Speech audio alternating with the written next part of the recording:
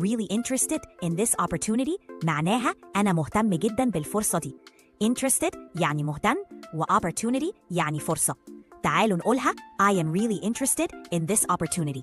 الفرق بين interested و interesting هو إن interested بتوصف الشخص إنه مهتم بحاجة. يعني مثلا I am interested in this opportunity يعني أنا مهتم بالفرصة دي.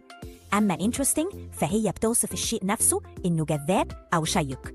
مثلا this opportunity is interesting يعني الفرصة دي شيقة.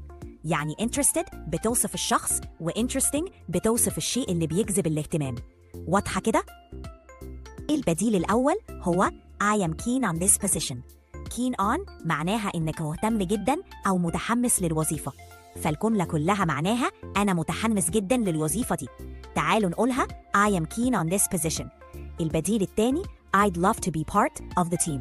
I'd love يعني أنا أحب أو أتمنى و to be part of the team يعني أكون جزء من الفريق. الجملة كلها معناها أنا أحب أكون جزء من الفريق. تعالوا نقولها I'd love to be part of the team. كل الجمل دي بتوضح إنك مهتم جدا أو متحمس للوظيفة أو لفكرة الانضمام للفريق.